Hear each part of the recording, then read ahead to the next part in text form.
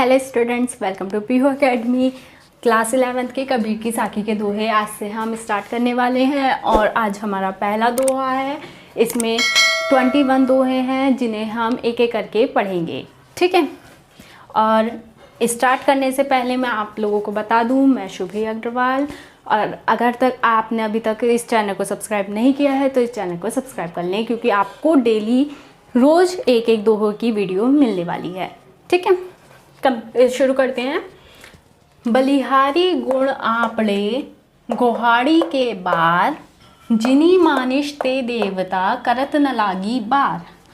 तो मैं आपको इसमें बता देती हूँ, मैं आपको इसमें सब कुछ सिखाने वाली हूँ कैसे लिखना है।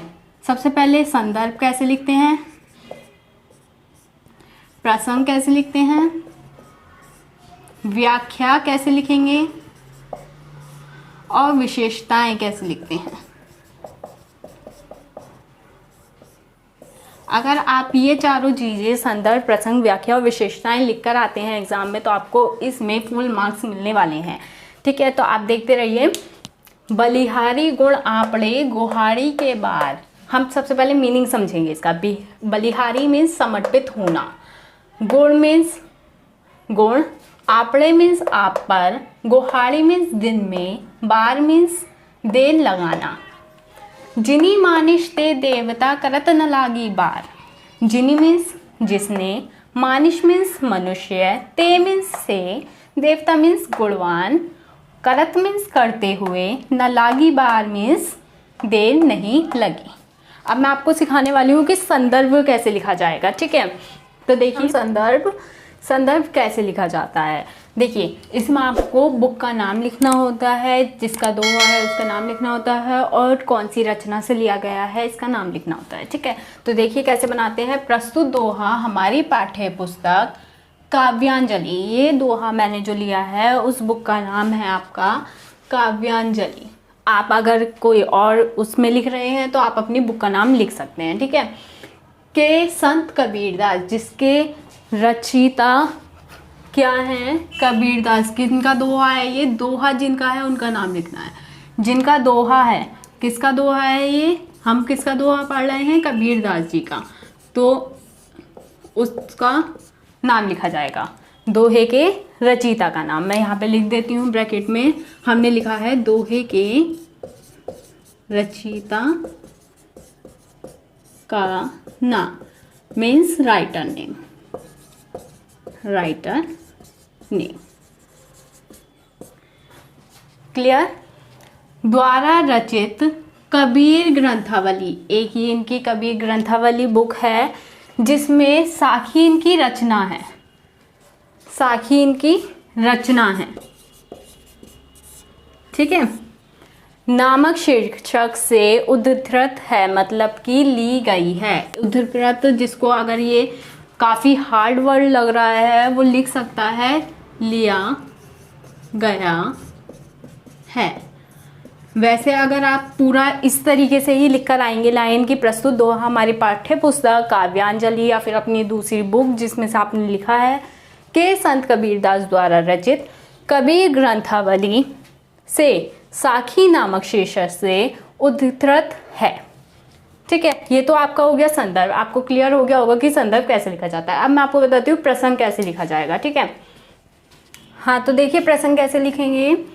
कबीरदास ने प्रस्तुत दोहे में, ठीक है। इसमें आपको प्रसंग में बताना क्या होता है। प्रसंग में ये चीज़ बतानी होती है आपको कि इस व्याख्या में बताया क्या गया है, इस दोहे में कहा क्या जा रहा है। व्याख्या तो आपको खुल के करनी होती है कि एक एक लाइन का मीनिंग बताना है, उसकी वाक्य बताते हुए आपको हिंदी अनुवाद करना है, ठीक है। लेकिन प्रसंग आपको क्या, प्रसंग में छोटा सा क्लू देना होता है और मेन लाइन लिखनी होती है कि इस दोहे में क्या बताया गया जाता है, वो प्रसंग में आ जाता है आपका। ये ज़्यादा लंबा नहीं होता, एक या दो लाइन, ठीक है। देखिए, कबीरदास ने प्रस्तुत दोहे में, अभी मैंने वर्ड मीनिंग के थ्रू आपको बताया था कि इसके मीनिंग क्या क्या है, तो उसी से आप समझ गए होंगे कि इसका प्रसंग क्या होगा, ठीक है। देखिए, गुरु के प्रति अपनी भावना को व्यक्त किया है। इस दोहे में इन्होंने गुरु के प्रति अपनी भावना को व्यक्त किया है और महिमा का वर्णन करते हुए उन पर न्यौछावर हो जाने की बात की है। अगर अभी आपको समझ में नहीं आएगा क्योंकि प्रसंग बनाना इतना इजी नहीं होता, आपको पहले पूरे दोहे को समझना होता है, जैसे मैंने आपको वर्ड मीनिंग के थ्रू बताया। फिर आपको संदर्भ लिखना होता है, एग्जाम में तो आपको संदर्भ लिखना होता है। प्रसंग में आपको अभी समझ में आ गया होगा वर्ड मीनिंग के थ्रू कि प्रसंग किस तरीके से लिखा जाएगा।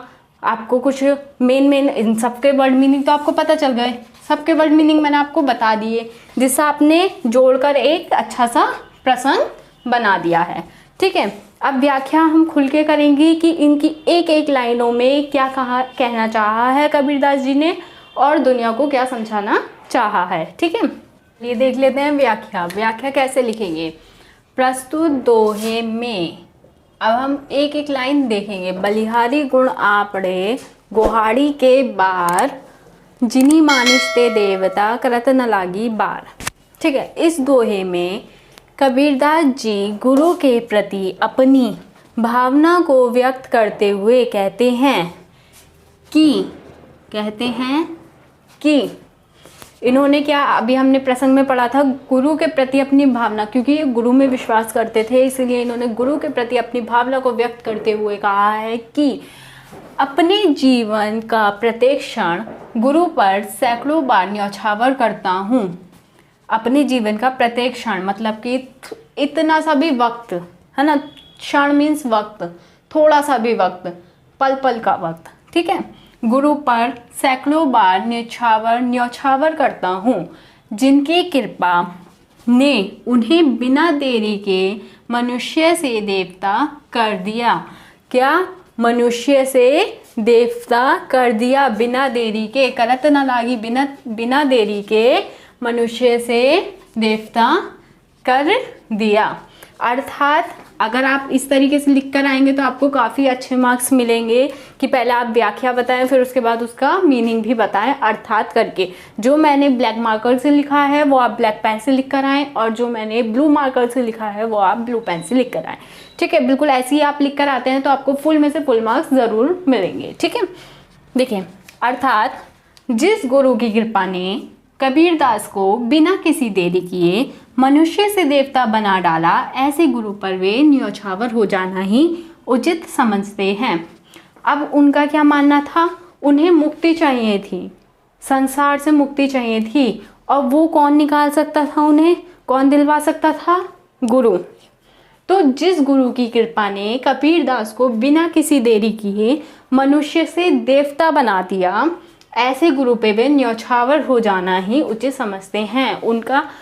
उनके साथ रहना, उनके साथ मतलब उनकी भक्ति में मगन हो जाना वो उचित समझते हैं। ठीक है, ये आपकी हो गई व्याख्या। अब इसके बाद क्या बचा है आपका? विशेषताएं। ये बहुत इंपॉर्टेंट होती हैं, बच्चे छोड़ देते हैं तो मार्क्स उनके कट जाते हैं। अब विशेषताएं में बच्चे बहुत कम कुछ लिख कर आते हैं। मैं आपको बताऊंगी इसमें आप काव्य सौंदर्य लिख कर आएंगे और सेकंड पॉइंट में आप लिख कर आएंगे भाव सौंदर्य। अभी मैं आपको ये भी समझाती हूँ कि काव्य सौंदर्य में क्या क्या लिखा जाता है और भाव सौंदर्य में क्या क्या लिखा जाता है और कैसे कैसे लिखा जाता है। तो देखिए, विशेषताएं लिखेंगे हम। विशेषताओं में सबसे पहले हम लिखते हैं काव्य सौंदर्य लिखते हैं। ठीक है, काव्य सौंदर्य में हम क्या क्या लिखते हैं ये देखिए आप। काव्य सौंदर्य में सबसे पहले भाषा लिखी जाती है, शैली, अलंकार, रस, छंद, गुण, शब्द, शक्ति। ठीक है, ये आपको याद करना पड़ता है। अगर किसी बच्चे को ये सब ढूंढना आता है दोहे में से तो वो अपने आप भी छाट कर लिख सकता है। अगर नहीं आता तो आप इस चीज़ को याद कर सकते हैं।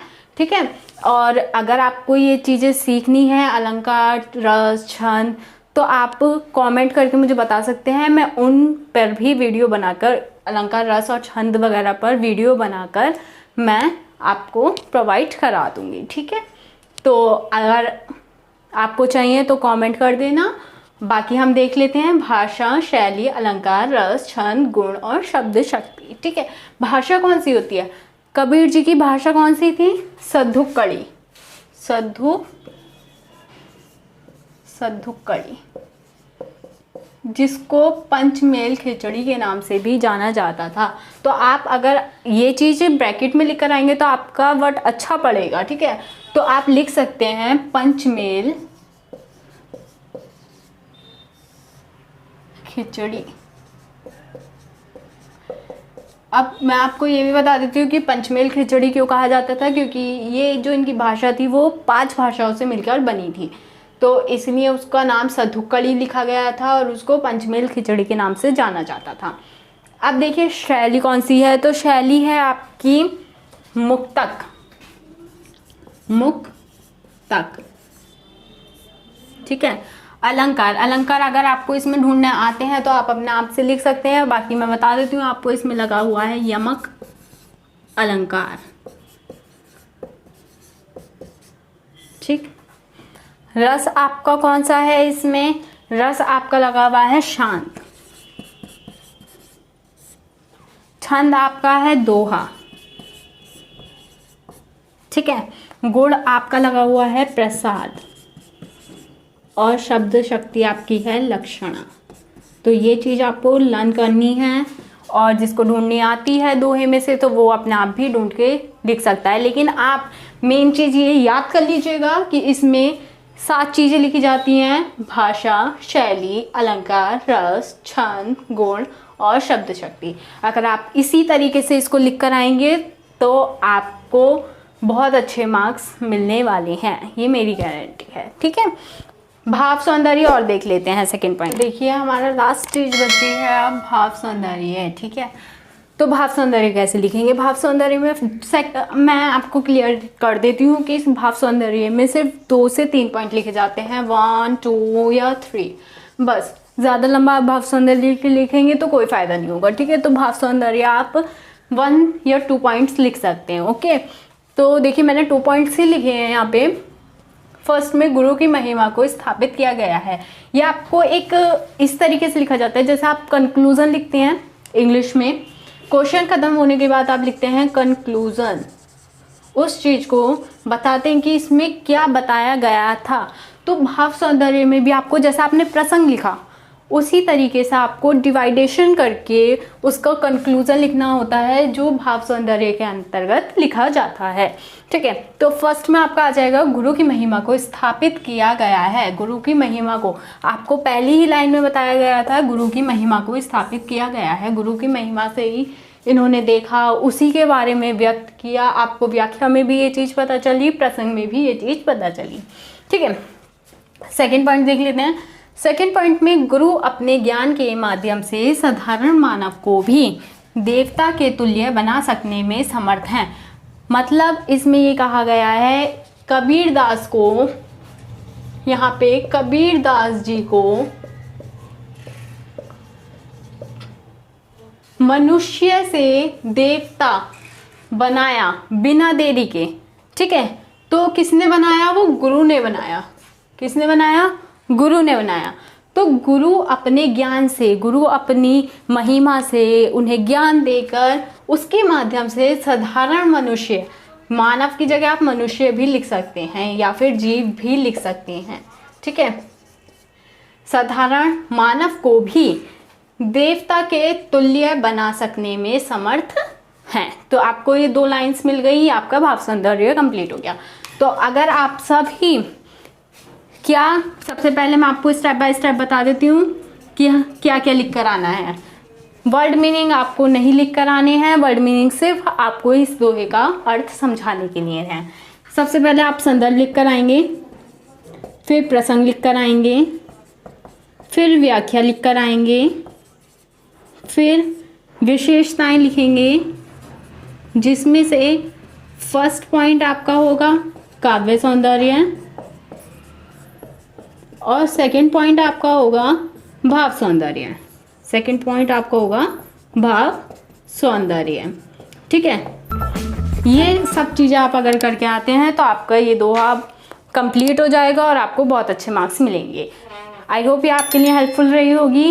वीडियो को ज़्यादा से ज़्यादा शेयर करें, वीडियो को लाइक करें और चैनल को सब्सक्राइब करना ना भूलें। Thanks for watching.